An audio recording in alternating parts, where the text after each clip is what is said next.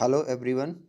I hope you are doing well and you are preparing your examination.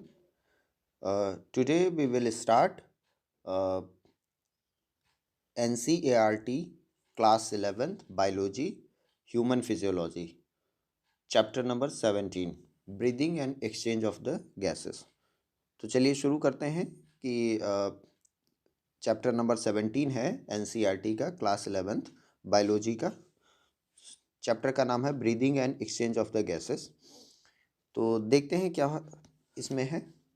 The process of exchange of O2 from the atmosphere with CO2 produced by the cell is called breathing, commonly known as respiration. इसमें क्या कहा गया है कि process of exchange of O2 from the atmosphere with CO2 produced by the cell is called breathing.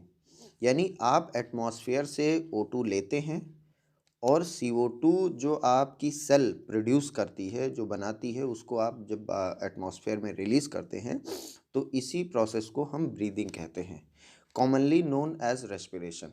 और इसी को हम जनरल भाषा में हम इसको क्या कह सकते हैं कि इसी को रेस्पिरेशन कहते हैं। हालांकि रेस्पिरेशन और ब्रीदिंग एक अलग अलग प्रोसेस है, क्योंकि रेस्पिरेशन एक केमिकल प्रोसेस है जबकि आपकी ब्रीदिंग जो है वो एक फिजिकल प्रोसेस है। लेकिन इस चैप्टर में हम अगर रेस्पिरेशन शब्द यूज़ करते हैं जो एनसीईआरटी कह रही है, तो आपका मतलब यही, इसका मतलब यही होगा कि हम ब्रीदिंग की बात कर रहे हैं। देखिए, रेस्पिरेशन जो है वो प्लांट भी करते हैं और ह्यूमंस भी करते हैं। तो ये एक केमिकल प्रोसेस है जिसमें ग्लूकोज को हम एटीपी में कन्वर्ट करते हैं, एनर्जी में कन्वर्ट करते हैं। और ब्रीदिंग एक फिजिकल प्रोसेस होती है जिसमें प्लांट्स ब्रीदिंग नहीं करते हैं, क्योंकि उनके पास कोई ब्रीदिंग ऑर्गन नहीं होता है। जबकि जो एनिमल्स होते हैं या अदर स्पीसीज होते हैं या ह्यूमंस हैं, तो उनके पास जो होता है वो ब्रीदिंग के लिए एक ऑर्गन होता है। जैसे कि ह्यूमंस में क्या है, ब्रीदिंग के लिए लंग्स है। तो इस चैप्टर में हम ब्रीदिंग के बारे में पढ़ेंगे। Respiration, respiratory organs. तो देखते हैं कौन कौन से रेस्पिरेटरी ऑर्गन्स हैं जो mechanism by breathing vary among different groups of animals depending mainly on their habitats and levels of organization। तो जो ब्रीदिंग का जो मैकेनिज़्म है वो जितने भी एनिमल्स के ग्रुप हैं, तो उनके रहने की जगह पे और उनके लेवल ऑफ ऑर्गेनाइजेशन, यानी किस तरीके से वो बने हुए हैं, उस पर डिपेंड करता है। फॉर एग्जांपल, अगर अमीबा को अगर रेस्पिरेशन, अगर ब्रीदिंग करना है, तो अमीबा का जो रेस्पिरेशन प्रोसेस है वो ह्यूमन से एकदम अलग है। उसके अंदर कोई भी रेस्पिरेटरी ऑर्गन नहीं पाया जाता है, फिर भी वो रेस्पिरेशन करता है। तो वो किस तरीके से बना हुआ है और कहाँ पे रहता है, कि वो एक्वेटिक मीडियम में रहता है या लैंड पे रहता है या किस जगह पे रहता है, तो इस पर डिपेंड करता है कि उसके अंदर रेस्पिरेटरी ऑर्गन किस तरीके का होगा। जैसे कि अगर हम फ़िश की बात करें, तो फ़िश में रेस्पिरेटरी ऑर्गन जो होता है वो गिल्स होती है। तो गिल्स से जो है ब्रीथ करती हैं, क्योंकि वो क्या रहता है, वो एक्वेटिक मीडियम में रहते हैं, ठीक है। लेकिन ह्यूमंस के अंदर गिल्स नहीं पाया जाता, क्योंकि गिल्स उन्हीं स्पीसीज़ में होगा जो एक्वेटिक मीडियम में रहते हैं। Lower invertebrates like sponges, coelacanths, flatworms, etc. change O2 with CO2 by a simple diffusion over their entire body surface। ठीक है। जैसे कि इन्वर्टिब्रेट्स कौन कौन से, जैसे कि स्पंजी हैं, कोलेंट्रेट्स हैं या फ्लैटफॉर्म्स हैं, तो ये सब जो है आपका जो गैसों का एक्सचेंज करते हैं वो सिंपल डिफ्यूज़न मेथड से करते हैं। यानी इनके अंदर कोई भी ऑर्गन नहीं पाया जाता है, केवल क्या होता है, सिंपल डिफ्यूज़न मेथड से ये कर लेते हैं, ठीक है। The earthworms use their moist cuticle and insects have a network of tubes to transport atmospheric air within the body। ठीक है। जैसे कि अर्थवॉर्म्स होता है, तो अर्थवॉर्म्स में क्या होता है, मॉइस्ट क्यूटिकल्स होते हैं जो रेस्पिरेटरी ऑर्गन की तरह बिहेव करते हैं। यानी बहुत छोटे छोटे हल्के हल्के पोर्स होते हैं उनकी बॉडी में, तो वो जो होते हैं वो क्या करते हैं, रेस्पिरेशन करते हैं, ठीक है। और कुछ इंसेक्ट्स होते हैं जैसे कि कॉकरोच है, तो उसमें क्या होता है कि ट्यूब लाइक नेटवर्क होता है। यानी कॉकरोच की बात करें तो इस तरीके से अगर कॉकरोच है तो उसकी बॉडी में इस तरीके से जो होता है वो ट्यूब लाइक स्ट्रक्चर बना होता है। ये ट्यूब लाइक स्ट्रक्चर जो है वो क्या करता है, रेस्पिरेशन में हेल्प करता है। इसीलिए अगर आप कॉकरोच को अगर यहाँ उसका गला काट दीजिए तो तब भी जो है वो जिंदा रहता है, क्योंकि उसके अंदर बहुत सारी ट्यूब लाइक स्ट्रक्चर होती है जो उसको रेस्पिरेशन यानी ब्रीदिंग में हेल्प करती हैं। Special vascularized structure called gills are used by the most of the aquatic arthropods and molluscs। ठीक है, तो देखिए जितने भी जितने भी जो होते हैं जैसे कि एक्वेटिक आर्थ्रोपोड्स होते हैं लाइक फिश होता है, एंड इसके अलावा जो है आपका मोलसेस होते हैं, तो वो सब जो रेस्पिरेशन करते हैं तो वो किससे करते हैं, आपका जो है वो गिल्स से करते हैं। तो अभी हमने बताया था कि गिल्स से कौन रेस्पिरेट करता है, जो एक्वेटिक मीडियम में रहते हैं। Amphibians like frog can respire through their moist skin क्यूटेने क्यूटेनियस रेस्पिरेशन। ठीक है, और एम्फीबियन की बात करें, एम्फीबियन क्या होते हैं, जो आपका कहाँ पे रहते हैं, जो लैंड में भी रहते हैं और एक्वेटिक मीडियम में भी रहते हैं, यानी पानी में भी रहते हैं, तो उन्हें एम्फीबियंस बोलते हैं। जैसे कि फ्रॉग है, फ्रॉग एक एम्फीबियन है, तो वो क्या होता है, वो जो होता है उसके अंदर मॉइस्ट स्किन पाई जाती है और इसके अलावा उसके अंदर लंग्स भी पाया जाता है। तो फ्रॉग एक ऐसा एनिमल है या एक ऐसा एक तरीके से स्पीशीज है जो 3 तरीके से आपका जो है रेस्पिरेशन करता है। पहला जो है वो आप मॉइस्ट स्किन से करता है, दूसरा वो लंग्स से करता है, और तीसरा जो है वो किससे करता है, तो उसके अंदर एक, जब आप देखते होंगे कि वो फ्रॉग जो है वो बड़ा सा मुंह फुला लेता है, तो नीचे उसके अंदर एक चैम्बर टाइप का होता है, तो उसमें उसके थ्रू भी वो रेस्पिरेशन कर लेता है। तो उसके पास 3 ऑर्गन होते हैं रेस्पिरेशन के लिए। अब हम बात करते हैं कि ह्यूमन रेस्पिरेटरी ऑर्गन कौन कौन से हैं। तो ह्यूमन रेस्पिरेटरी ऑर्गन की बात करते हैं या ह्यूमन रेस्पिरेटरी सिस्टम की बात करते हैं। तो we have a pair of external nostrils opening out above the upper lips. ठीक है, हमारे पास क्या होता है, ये नोस्ट्रल्स होते हैं, ये देखो ये नोस्ट्रल्स हैं। तो ये नोस्ट्रल्स क्या होते हैं, हमारे जस्ट लिप्स के ऊपर होते हैं, पेयर ऑफ, दो, जिससे 2 नाक होता है उससे सांस लेते हैं। Opening out above the upper lips. ठीक है, तो ये क्या होता है, हमारे जस्ट अपर लिप के ऊपर होते हैं। तो देखिए 2 नाक, आप देखिए नाक है तो उसके ऊपर जो है उसमें देखिए कि 2 ओपनिंग्स है। It leads to the nasal chamber through the nasal passes. ठीक है, और ये जो होता है, ये इसके बाद जो इसके जस्ट पीछे होता है, नॉस्ट्रल के पीछे जस्ट होता है वो नेजल चैम्बर होता है। नेजल चैम्बर के ही पीछे जो नेजल चैम्बर होता है वो खुलता है सीधे आपका कहाँ पे, तो ये नेजल पासेस होता है, नेजल चैम्बर होता है, इसके बाद वो नेजल नेजल पासेस होता है। ठीक है, nasal chamber opens into the pharynx. ठीक है, अब देखिए ये नेजल चैम्बर जो होता है इसको नेजल पासेस बोलते हैं, और इस ये जो एरिया कहलाता है इसको नेजल चैम्बर बोलते हैं। ठीक है, ये पूरा सिस्टम कहलाता है नेजल पासेस। तो ये नेजल जो चैम्बर होता है ये कहाँ पे खुलता है, तो ये जो आपका होता है ये देखिए यहाँ पे फेरिंग्स में ओपन होता है। फेरिंग्स एरिया में जो है वो क्या ओपन होता है, आपका नेजल चैम्बर। ठीक है,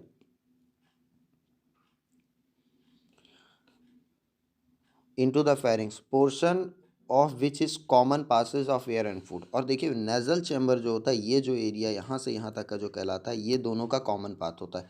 यानी आप जब आप रेस्पायर कर रहे होते तब भी, और जब आप फूड ले रहे होते तब भी, इन दोनों का जो है फूड का देखते हैं, एक किसी दूसरे कलर से देख लेते हैं। देखिए फूड का जो है ये फूड का है, और ये आपका जो है आपका ये जो बताया ये आपका जो है एयर का है। तो दोनों का जो है वो फेरिंग्स जो होता है वो दोनों का कॉमन होता है, यानी कॉमन पॉइंट कौन होता है, तो आपका फेरिंग होता है। ठीक है, उसके बाद देखिए pharynx open through the larynx region into the trachea. अब देखिए फेरिंग्स जो है ये देखिए ईपी ये जो है एसोफेगस जो है, एसोफेगस क्या है आपकी, ये जो है फूड पाइप है, ये वाला रीजन आपका फूड पाइप है। ठीक है, तो फूड पाइप की बात नहीं करेंगे क्योंकि अभी हम जो ब्रीदिंग पढ़ रहे हैं, तो हम जो करेंगे वो क्या करेंगे, जो एयर पाइप है उसकी बात करेंगे। तो देखिए pharynx open through the larynx region in the trachea into the trachea. तो फेरिंग्स जो है ये फेरिंग्स है, फेरिंग्स जो है वो किस में खुलता है, देखिए यहाँ पे जो होता है फेरिंग्स के बाद जब इस रीजन में एंटर करते हैं तो यहाँ पे होता है एक लैरिंग्स, ये देखिए लैरिंग्स कहलाते हैं, ठीक है। ये रीजन आपका क्या कहलाता है, ये जो आपका रीजन कहलाता है ये लैरिंग्स कहलाता है, ये देखिए ये लैरिंग्स है यहाँ पे ये, ठीक। और लैरिंग्स के ऊपर एक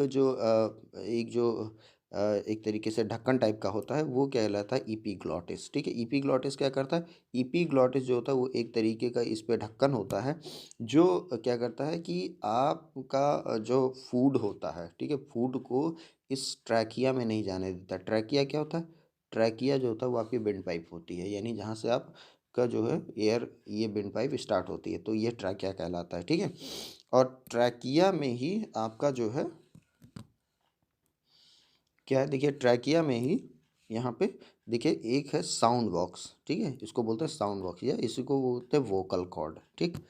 तो फेरिंग्स किस में हो, फेरिंग्स जो है, फेरिंग्स जो है वो किससे जुड़ा होता है, लैरिंग्स से, और लैरिंग्स और फेरिंग्स के बीच में जो ये ढक्कन होता है इसको एपिग्लॉटिस बोलते हैं। और ईपी और लैरिंग्स में ही आपका एक साउंड बॉक्स होता है जिसको हम वोकल कॉर्ड्स बोलते हैं, और उसके बाद ये आपका ट्रैकिया शुरू होता है। तो साउंड बॉक्स क्या होता है, जहाँ से आप आवाज़ निकलती है यानी बोलते हैं आप, तो उसको बोलते हैं, ठीक है। During the swallowing glottis can covered, देखिए glottis can covered by a thin elastic cartilaginous flap called the epiglottis, ठीक है। तो जो होता है ये कार्टिलेजियस टिश्यू की बनी होती है, और ये क्या होता है, ये कहलाता है आपकी एपिग्लॉटिस कहलाती है, ठीक है। तो ये क्या करती है, जब आप कोई खाना निगल रहे होते तो उसको रोकती है इधर जाने से, ये विंड पाइप में जाने से रोकती है, ठीक है। तो इसको बोलते हैं आपको एपिग्लॉटिस, ठीक है। एपिग्लॉटिस क्या होता है, एक ढक्कन होता है उसके ऊपर, उसके लैरिंग्स के ऊपर, ठीक है, लैरिंग्स और फेरिंग्स के बीच में एक ढक्कन होता है जो क्या होता है आपका फूड जो है वो विंड पाइप में जाने नहीं देता है, ठीक है।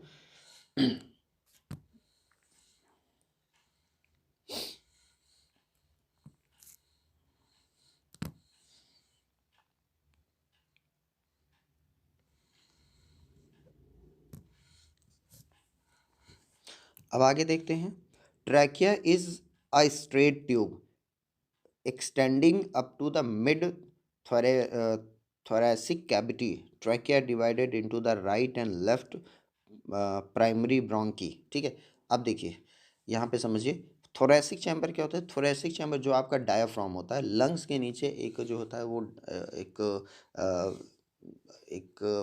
जो होता है यू शेप का जो होता है एक मसल पाई जाती है जिसको हम बोलते हैं डायाफ्राम। डायाफ्राम जो होता है वो क्या करता है, वो रेस्पिरेशन में हेल्प करता है। तो डायाफ्राम के जस्ट नीचे आपका स्टमक और लीवर होता है, और उसके ऊपर आपका जो होता है लंग्स और लीवर और लंग्स और हार्ट होता है, ठीक है। तो डायाफ्राम जो होता है, डायाफ्राम के ऊपर के चेम्बर को बोलते हैं हम क्या कहते हैं, उसको हम कहते हैं जो है थोरेसिक चैम्बर, ठीक है। तो थोरेसिक चैम्बर क्या होता है, जो डायाफ्राम के ऊपर का पार्ट होता है उसको हम बोलते हैं थोरेसिक चैम्बर होते हैं, ठीक है। तो थोरेसिक चैम्बर में जो होता है एंटर करता है कौन, ट्रैकिया जो होता है, देखिए ट्रैकिया जो होता है ये ट्रैकिया है, ठीक है। अभी बताया था ये एपिग्लॉटिस है, लैरिंग्स है, ट्रैकिया है। तो ट्रैकिया जो होता है ये थोरेसिक चैम्बर में एंटर करता है, और ये जो होता है ये डिवाइड होता है टू पार्ट्स में, ठीक है। इसको जो दो पार्ट में डिवाइड होता है इसको बोलते हैं प्राइमरी ब्रोंकी। देखिए एनसीईआरटी में यूज़ किया गया है शब्द प्राइमरी ब्रोंकी, हालांकि कहीं के पे ये ब्रोंकस लिखा हुआ है, लेकिन एनसीईआरटी जो इसको यूज़ कर रही है शब्द उसके लिए कर रही है प्राइमरी ब्रोंकी, ठीक है। फिर प्राइमरी ब्रोंकी डिवाइड होता है तो उसको बोलते हैं सेकेंडरी ब्रोंकी। जब प्राइमरी ब्रोंकी दो पार्ट में डिवाइड होता है, जैसे ये ट्रैकिया जो दो पार्ट में डिवाइड हुई तो प्राइमरी ब्रोंकी, फिर ये दो पार्ट में जब डिवाइड हुई तो इसको बोलते हैं सेकेंडरी ब्रोंकी, ठीक है। और फिर ये दो पार्ट में जब डिवाइड हुई तो इसको बोलते हैं टर्शियरी ब्रोंकी, ठीक। तो तीन क्या है, primary bronchi, secondary bronchi and tertiary bronchi, ठीक है। और इसमें क्या है, इसमें देखिए सबसे इंपॉर्टेंट चीज़ है कि इसमें जो होता है ये रिंग्स पाई जाती हैं, सेमी सर्कुलर रिंग होती है, यानी ये सी शेप की रिंग्स होती हैं इसके ऊपर, ठीक है। तो इसको क्या होती है, सिकुड़ने नहीं देती हैं, ये हमेशा जो होता है वो एक तरीके से आपका बना रहता है, शेप बना रहता है। ट्रैकिया में भी पाई जाती हैं, प्राइमरी ब्रोंकी में, सेकेंडरी ब्रोंकी में और टर्शरी ब्रोंकी में सी रिंग पाई जाती हैं। उसके बाद जब ब्रोंकी जो होता है टर्शरी ब्रोंकी वो डिवाइड होता है, वो किस में डिवाइड होता है, तो वो डिवाइड होता है आपका ब्रोंक्यूल्स में, देखिए किस में डिवाइड होता है? ब्रोंकियोल्स में। ब्रोंकियोल्स में डिवाइड होता है और इसमें रिंग नहीं पाई जाती है। इसमें क्या है, सी रिंग जो होती है, सी शेप की जो रिंग्स होती हैं वो रिंग्स नहीं पाई जाती है। और उसके बाद ब्रोंकी जो होता है वो आपका डिवाइड हो जाता है एल्वियोलाई में। एल्वियोलाई क्या होता है? एल्वियोलाई जो होता है वो इस तरीके से स्ट्रक्चर होता है, एक तरीके से इस तरीके से होता है। तो ऐसे ऐसे स्ट्रक्चर होता है, ऐसे गुच्छा टाइप का होता है, जैसे फ्लावर का गुच्छा होता है, तो उस तरीके से एल्वियोलाई होता है। यहीं पे क्या होता है, एक्सचेंज ऑफ द गैसेस होता है। यहीं से O2 जो है सेल्स को मतलब उसको जो आपकी वेन है उसमें जाती है, वेन और आर्टरी में जाती है, और CO2 जो है बाहर से इसमें आता है। ठीक है, तो आपका जो क्या है कि O2 बाहर जाता है और CO2 अंदर जाता है, तो ये कौन एक्सचेंज करता है? करता है एल्वियोलाई करती है। तो एल्वियोलाई क्या होती है? एल्वियोलाई जो होती है वो गैसों का एक्सचेंज करती है। ठीक है, तो लास्ट पार्ट जो होता है वो आपका एल्वियोलाई होती है। ठीक है, अब इसमें देखते हैं कि देखिए, ये जो यहाँ से ट्रैकिया से जो शुरू होता है और ये जो आपका शुरू होता है यहाँ पे टर्शरी ब्रोंकी तक, ये कहलाता है आपका कंडक्टिंग पार्ट। क्या कहलाता है? Conducting part. बहुत इंपॉर्टेंट है कि ट्रैकिया से शुरू होता है और जो है आपका टर्शरी ब्रोंकी तक जो जाता है, जो हिस्सा होता है वो कहलाता है कंडक्टिंग पार्ट। और जो ब्रोंकियोल्स और जो एल्विलाई का पार्ट होता है, ये रीजन, ये आपका कहलाता है रेस्पिरेटरी पार्ट। ये देखिए यहाँ पे ये क्या कहलाता है? Respiratory part. ये आपका एक्सचेंज पार्ट कहलाता है। ये देखिए, इसको कंडक्टिंग पार्ट क्यों कहते हैं? क्योंकि यहाँ तक आते आते गैस की कोई एक्सचेंज नहीं होता। यहाँ तक सीधे गैस चली आती है, किसी तरीके के चेंजेस नहीं आते हैं, सीधे क्या होता है, एक्सचेंज हो जाता है, मतलब गैस सीधे यहाँ तक आती है। और रेस्पिरेटरी पार्ट इसको क्या कहते हैं? क्योंकि ब्रोंकियोल्स और एल्वेलाई में जब पहुँचती है तो गैस एक्सचेंज होने लगती है, यानी जो ब्लड लेकर आती हैं, कैपिलरीज जो ब्लड लेकर आती हैं, तो उसमें गैसेस का एक्सचेंज जो होता है वो इसी रीजन में होता है, ब्रोंकियोल्स और एल्वेलाई पार्ट में होता है। इसीलिए इसको हम क्या कहते हैं? इसको हम रेस्पिरेटरी पार्ट बोलते हैं। ठीक है, और उसको कंडक्टिंग पार्ट क्यों कहते हैं? क्योंकि उस एरिया में गैस का कोई भी एक्सचेंज नहीं होता है। अब देखें, थ्योरी देख लेते हैं। The trachea, primary, secondary and tertiary bronchi and initial bronchioles are supported by the incomplete cartilaginous rings. Each terminal bronchioles gives rise to the number of very thin, irregular walled and vascular bag like structure called alveoli। तो वही कह रहे हैं कि trachea जो होता है वो प्राइमरी, सेकेंडरी और टर्सरी ब्रोंकियोल में जो होता है वो आपका डिवाइड होता है। ठीक है, इस और ये जो होता है, इस ये क्या कहता है, ये जो होता है एक किससे सपोर्ट है? तो इनकम्प्लीट कॉर्टिलेजियस रिंग से मतलब इसमें पाया जाता है। ठीक है, इसी से सपोर्ट मिलता है इसको। Each terminal bronchiole give rise to the number of very thin irregular walled and vascular bag like structure called alveoli. तो जो होता है ब्रोंकियोल्स क्या होता है, एल्वेलाई क्या होता है? वो क्या होता है, एक जो होता है बैग लाइक स्ट्रक्चर होता है, यानी बैग जैसा होता है, पाउच जैसा होता है, तो वो क्या होता है, उसको हम एल्वेलाई कहते हैं।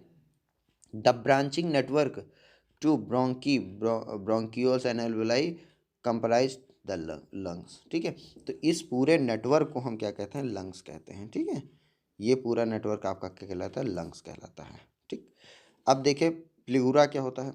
तो प्लूरा क्या होता है? Pleura, we have the two lungs which are covered by a double layered pleura which pleural fluid between them, it reduces the friction of the lungs on the lung surface. ठीक है, तो pleura क्या होता है? देखिए, pleura जो होता है आपका, वो ये देखिए, ये जो डबल मेम्ब्रेन स्ट्रक्चर है, ये देखिए, ये वाला रीजन पे ध्यान दीजिए। ये देखिए, तो ये देखिए यहाँ पे लिखा प्लूरल मेम्ब्रेन। तो प्लूरा क्या होता है? प्लूरा जो होता है वो मेम्ब्रेन होता है, किस पे? लंग्स पे होता है। ठीक है, ये देखिए, लंग्स में मेम्ब्रेन होती है। ये क्या करती है? ये एक फ्लूइड इसके बीच में भरा रहता है, और इस फ्लूइड की हेल्प से ही जो है वो क्या होता है कि लंग्स जो होता है वो फ्रिक्शन नहीं रहता, फ्रिक्शन लेस रहता है, यानी चिकना रहता है। ठीक है, और ये जो है आसपास की जो रिप्स होती है, क्योंकि रिप्स के बीच में होती है, तो उसमें जो होती है रगड़ नहीं खाती हैं। दूसरा जो होता है, प्लूरल मेम्ब्रेन के अंदर जो होता है वो प्लूरा जो आपका एक लिक्विड भरा रहता है, वो ये भी प्रोवाइड करता है कि आपका लंग्स स्पंजी हो।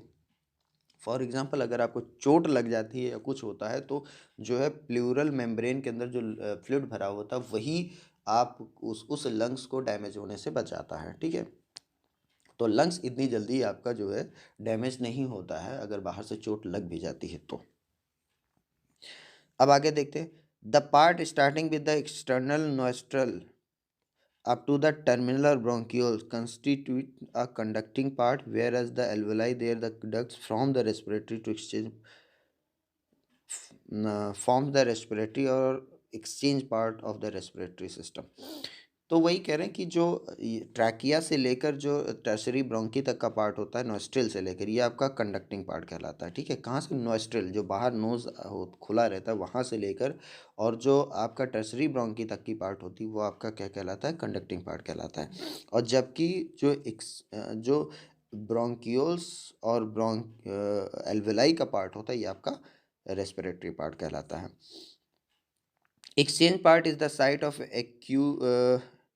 Actual diffusion of O2 and CO2 between the blood and atmospheric air. तो जो आपका एक्सचेंज पार्ट होता है, इसी को रेस्पिरेटरी पार्ट को या एक्सचेंज पार्ट को, यहाँ पे देखो लिखा हुआ एक्सचेंज पार्ट। तो ये आपका क्या है,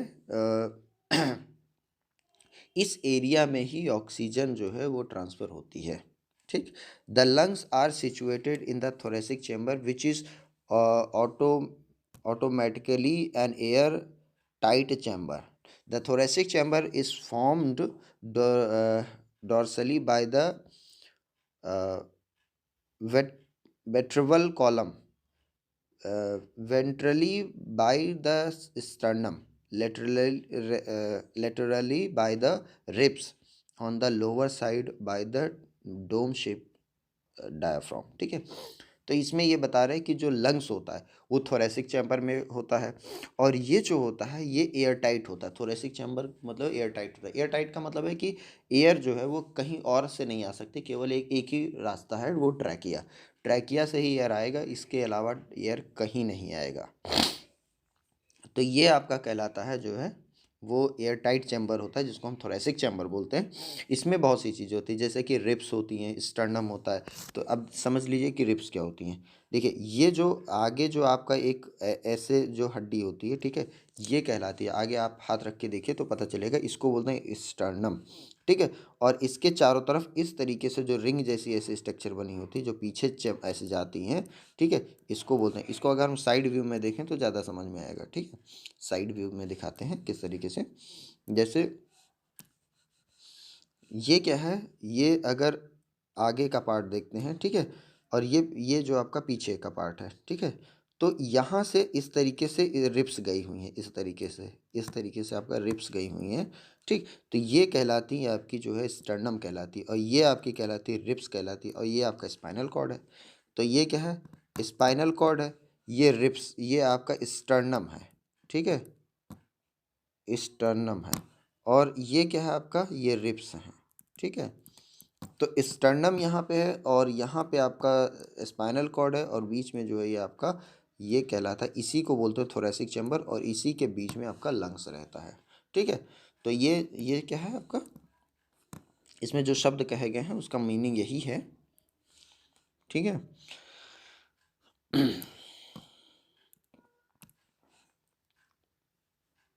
ठीक, और डायाफ्राम क्या होता है? तो ये जो स्ट्रक्चर, ये जो देखिए लंग्स के नीचे ये वाला जो स्ट्रक्चर है ये कहलाता है डायाफ्राम। ठीक है, इसको बोलते हैं डायाफ्राम।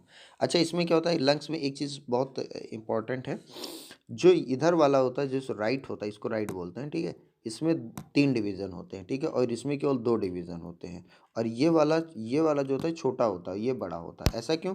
क्योंकि ये वाला थोड़ा सा जो होता है ये लेफ्ट में होता है ना, तो लेफ्ट लंग्स के बीच में ही, लेफ्ट और राइट के बीच में जो हार्ट होता है वो थोड़ा सा शिफ्ट होता है। हार्ट बीच में रहता है ना, तो हार्ट जो है वो क्या होता है, लेफ्ट जो लंग्स होता है उसकी तरफ थोड़ा दबा हुआ रहता है। इसीलिए हम जानते हैं कि हमारा जो हार्ट होता है वो थोड़ा सा लेफ्ट में होता है। क्यों? क्योंकि उधर ही साइड होता है, तो इसलिए जो लेफ्ट वाला लंग्स होता है वो आपका थोड़ा शेप में छोटा होता है, और जो राइट वाला लंग्स होता है वो बड़ा होता है। तो लेफ्ट वाले में 2 डिवीज़न होते हैं और राइट वाले में 3 डिवीज़न होते हैं लंग्स में, ठीक है। अब आगे बढ़ते हैं। Respiration involve the following steps. अब रेस्पिरेशन में कौन कौन से स्टेप्स जो है आपका इन्वॉल्व हैं, जैसे ब्रीदिंग और पल्मोनरी वेंटिलेशन। आप चाहे ब्रीदिंग को चाहे पल्मोनरी वेंटिलेशन को, पल्मोनरी का मतलब होता है लंग्स, ठीक है। तो लंग्स से रिलेटेड चीज़ को हम पल्मोनरी कहते हैं। तो कह रहे हैं ब्रीदिंग और the pulmonary ventilation by which auto atmospheric air drawn into in and CO2 rich alveolar air is release out. तो पहला क्या होता है, जो रेस्पिरेटरी पार्ट होता है उसमें पहला ये होता है कि जो होता है एटमॉस्फेयर से O2 लिया जाता है और CO2 रिलीज किया जाता है, ठीक है। तो रेस्पिरेटरी प्रोसेस का एक ये प्रोसेस हुआ। दूसरा, डिफ्यूजन ऑफ गैसेस यानी O2 and CO2 across the alveolar chamber. उसके बाद क्या होता है, सेकेंड स्टेप में होता है कि गैसेस जो होती है वो एक्सचेंज होती हैं, डिफ्यूज़न होता है किसमें, एल्वुलर चेम्बर में, एल्वुलाई में होती है। तीसरा स्टेप होता है ट्रांसपोर्ट ऑफ द गैसेस। उसके बाद ब्लड्स जो होती है उस गैस को लेकर जाती हैं, ठीक है। तो ट्रांसपोर्ट ऑफ द गैसेस होता है। थर्ड जो है आपका, वो थर्ड कहलाता है diffusion of O2 and CO2 between blood and tissue. और थर्ड जो होता है वो आपका चौथा स्टेप कहलाता है, वो आपका कहलाता है O2 और CO2 का डिफ्यूज़न होता है। कहाँ पे, टिश्यू पे, ठीक। तो इसको अगर हम समझें कि जो रेस्पिरेशन है उसमें क्या क्या इन्वॉल्व होती हैं, तो आपका देख लेते हैं। पहला जो है कि एक तो एयर जो है वो अंदर गई, ठीक, आपके बॉडी में यानी लंग्स में। फिर जहाँ पे एल्वुलाई था, ये पहला स्टेप हो गया, एयर को ब्रीथ करना ही पहला स्टेप है।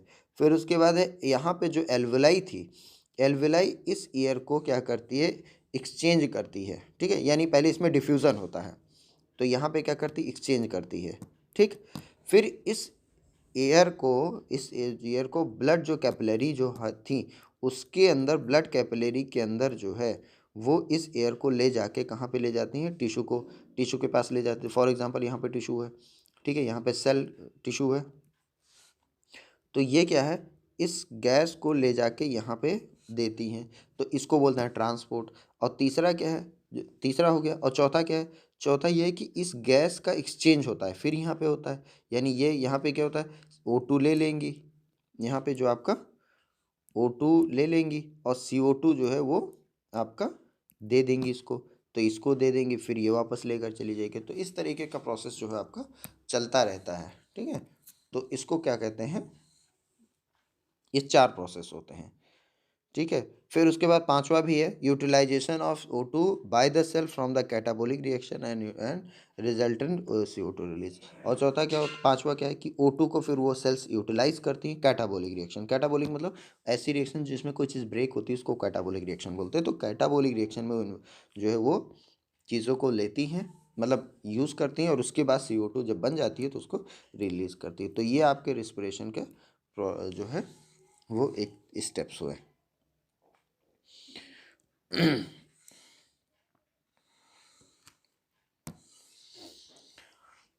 अब हम बात करते हैं कि मैकेनिज्म की, मैकेनिज्म ऑफ द ब्रीदिंग बहुत इंपॉर्टेंट है कि किस तरीके से मैकेनिज्म इसका काम करता है, ठीक है। तो देखिए, ब्रीदिंग इन्वॉल्व्स 2 स्टेजेस। देखिए, ब्रीदिंग में 2 चीज़ें होती है, एक होता है इंस्पिरेशन और दूसरा होता है एक्सपायरेशन। इंस्पिरेशन का मतलब क्या होता है, अगर गैस को हम जब हम जो है सांस ले रहे होते हैं, तो जब हम गैस ले रहे होते हैं, ठीक है, तो उसको बोलते हैं इंस्पिरेशन, यानी सांस लेना इंस्पिरेशन है और सांस छोड़ना जो है वो आपका एक्सपायरेशन है, ठीक है। तो 2 स्टेप्स होते हैं, इंस्पिरेशन, एक्सपायरेशन। सांस आप अंदर लेते हो, फिर सांस बाहर छोड़ते हो, ठीक है। तो एयर को जो अंदर लेते हो इसको बोलते हैं इंस्पिरेशन, और एयर को बाहर छोड़ते हो वो कहलाता है एक्सपिरेशन। यही चीज़ इसमें लिखी हुई है, inspiration during which the atmospheric air is drawn in. Inspiration क्या होता है, जब एटमॉस्फेरिक एयर को आप लेते हो तो उसको बोलते हैं inspiration. Expiration by which the alveolar air is released, और एक्सपायरेशन क्या होता है कि जो एल्व्यूलर एयर होती है वो रिलीज होती है। Inspiration can occur if the presence within the lungs is less than the atmospheric pressure.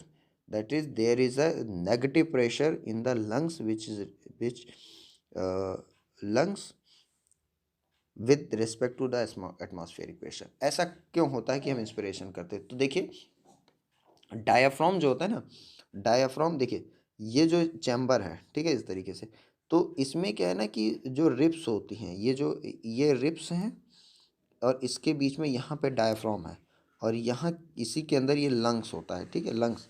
तो अगर रिप्स फैलती हैं, इधर फैलती हैं, और स्पाइनल कॉर्ड थोड़ा सा पीछे शिफ्ट होता है, और डायाफ्राम नीचे जाता है, ठीक। तो जब इस तरीके से होता है तो स्पेस बढ़ जाता है। जब स्पेस बढ़ता है तो इसके अंदर का प्रेशर जो होता है वो बाहर के प्रेशर से कम हो जाता है, ठीक। और हमको पता है कि जब प्रेशर कम होता है, तो जहाँ पे प्रेशर कम होता है तो बाहर के प्रेशर अगर ज़्यादा है तो एयर कहाँ चली जाएगी? अंदर चली जाएगी, ठीक है। तो डायाफ्राम नीचे की तरफ शिफ्ट होता है, और ये रिब्स जो होते हैं थोड़ा सा आगे आती हैं, ठीक है। और ये क्या होता है, इसका वॉल्यूम बढ़ जाता है, ठीक है। तो जब इसका वॉल्यूम बढ़ जाता है, देखिए इसका वॉल्यूम बढ़ा हुआ दिखाया गया है, तो जब इसका वॉल्यूम बढ़ जाता है तो हम कहेंगे इधर जो होता है, इधर रिब्स होती हैं, और ये नीचे के नीचे जस्ट डायाफ्राम लगा होता है। तो ये जब डायाफ्राम नीचे की तरफ शिफ्ट होता है, इस रिब्स इधर जाती है, तो ये एरिया बढ़ जाता है, और एटमॉस्फेरिक प्रेशर से इसका प्रेशर कम हो जाता है, तो फट से एयर अंदर चली जाती है, ठीक है। अब एक्सपिरेशन में देख लेते हैं क्या होता है। Expiration takes place within the ultra pulmonary pressure within the lungs. अब क्या होता है कि जो यहाँ पे जो रिप्स थी, देखिए यहाँ पे रिप्स थी और यहाँ पे जो है डायाफ्राम था, ठीक है। तो डायाफ्राम क्या था, पहले देखो डायाफ्राम ऐसे था, एक क्या थी, पहले रिप्स क्या थी, थोड़ा सा ऐसे हो गई थी, और डायाफ्राम ऐसे हो गया था, ठीक, देखो नीचे शिफ्ट हो गया था। अब ये जैसे ही डायाफ्राम ऊपर जाएगा, ठीक है, और रिप्स थोड़ी सी पीछे आएंगी, वैसे ही क्या होगा, इसका एरिया कम हो जाएगा। एरिया कम होने का मतलब है प्रेशर ज़्यादा हो जाएगा। तो जैसे ही प्रेशर ज़्यादा होगा वैसे ही एयर बाहर की तरफ निकल जाएगी।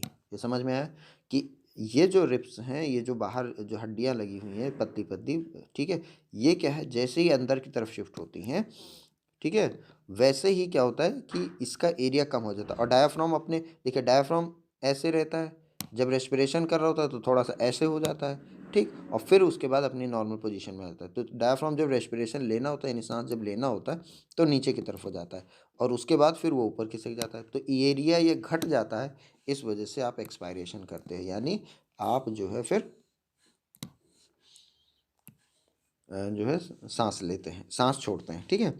डायाफ्राम, डायाफ्राम क्या होता है, a specialise set of the muscles help the generation of the such gradient. Gradient का मतलब यही है कि जो डायाफ्राम क्या करता है, ग्रेडियंट यानी एटमॉस्फेयर जो प्रेशर है उसका डिफरेंस क्रिएट करने के लिए डायाफ्राम जो है वो हमेशा हेल्प करता है।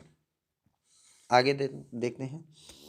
Inspiration is initiated by the contraction of the diaphragm, which increase the volume of the thoracic chamber in the ऑट्रो एंट्रो पोस्टीरियर एक्सिस, ठीक है।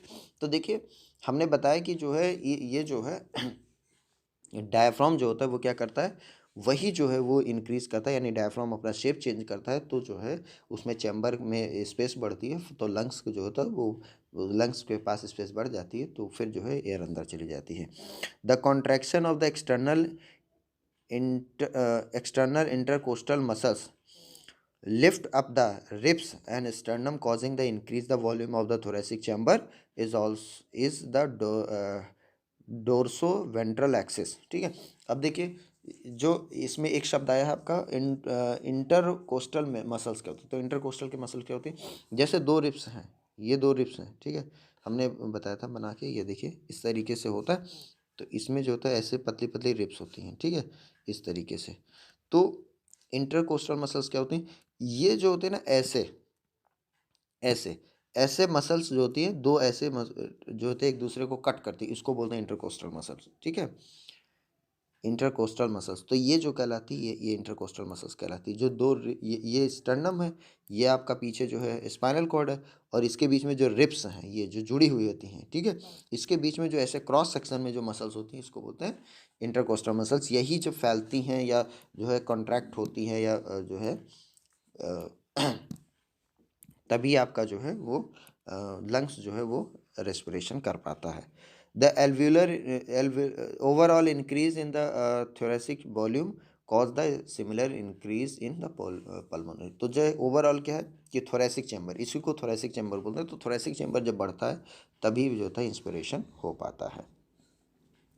अब देख लेते हैं थोड़ा सा और टर्म है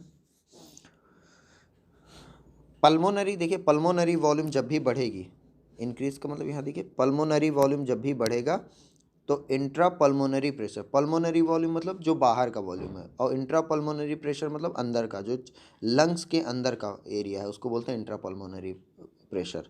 और पल्मोनरी वॉल्यूम मतलब जो पीछे का जो ये जो इसका वॉल्यूम है, ठीक है। तो पल्मोनरी वॉल्यूम मतलब ये जो वॉल्यूम है इसको पल्मोनरी वॉल्यूम कहते हैं, और इसके अंदर जो प्रेशर होती है उसको पल्मोनरी प्रेशर या पल्मोनरी इंट्रा पल्मोनरी प्रेशर बोलते हैं। To less than the atmospheric pressure which forces the air from outside move into the lungs, ठीक है। तो जब भी इसका प्रेशर कम होगा तो ये बाहर से गैस अंदर की तरफ आ जाएगी। ये मैकेनिज्म हम अभी बता रहे थे। तो देखिए रिप्स हैं, इधर ये रिप्स हैं, ठीक है, और ये देखिए डायाफ्राम है। तो डायाफ्राम जैसे होता है नीचे की तरफ शिफ्ट होता है, तो डायाफ्राम जैसे नीचे की तरफ शिफ्ट होता है वैसे ही ये जो होता है ये चैम्बर का एरिया बढ़ जाता है। Relaxation of the diaphragm is and the intercostal muscles returns to the diaphragm and sternum, there the normal position, reduce the thoracic volume and thereby the pulmonary volume. This leads to increase in the intrapulmonary volume to the slight above the atmospheric pressure, causing the expulsion of the air from the lungs of the respirator. तो वही कह रहे हैं relaxation क्या होता है, यानी जब डायाफ्राम रिलैक्सेट होता है, यानी पहले डायाफ्राम का रिलैक्सेशन ये होता है, ये ऐसे रहता है, लेकिन जब सांस ले रहे होते हैं तो वो ऐसा हो जाता है। तो जब सांस ले रहे होते हैं तो थोड़ा सा वॉल्यूम बढ़ जाता है, नीचे शिफ्ट होता है, लेकिन जब वो फिर अपनी नॉर्मल पोजीशन में आता है तो क्या होता है, थोरेसिक चैम्बर जो होता है जो जो उसका वॉल्यूम होता है कम हो जाता है। और देखिए रिप्स, देखिए यहाँ पे देखिए रिप्स का भी दिखाया गया कि ये पीछे की तरफ शिफ्ट हो रही है। ये देखिए ये आपका एनसीईआरटी का डायग्राम है, बुक खोलिए वहाँ पे आपको बहुत अच्छा सा डायग्राम मिल जाएगा, उसी से ये ड्रॉ किया गया है। तो ये देखिए अब जब ये होता है कि आपस में एकदम नज़दीक आ गए, ये देखिए, ठीक है, तो क्या होता है ये एरिया कम हो गया तो प्रेशर बढ़ जाता है, जैसे प्रेशर बढ़ा वैसे क्या हो गया, एयर बाहर चली गई, ठीक है। तो ये इसका मैकेनिज्म है।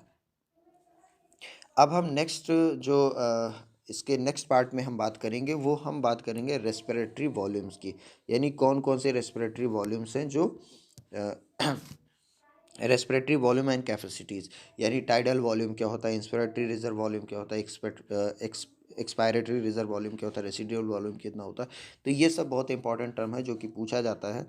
तो ये हम जो है नेक्स्ट इसके नेक्स्ट पार्ट में बात करेंगे, और तब तक आप पढ़ते रहिए, मस्त रहिए और तैयारी करते रहिए। यदि आप हमारे चैनल पे नए हैं तो चैनल को सब्सक्राइब करिए, लाइक करिए और कमेंट करके ज़रूर बताइए कि आपको वीडियो कैसा लगा, और कौन कौन से इंपॉर्टेंट चैप्टर्स हैं ये इस बताइए, उस चैप्टर पे हम पहले बना दें वीडियो, फिर बाकी वीडियोस बाद में बनाते रहेंगे।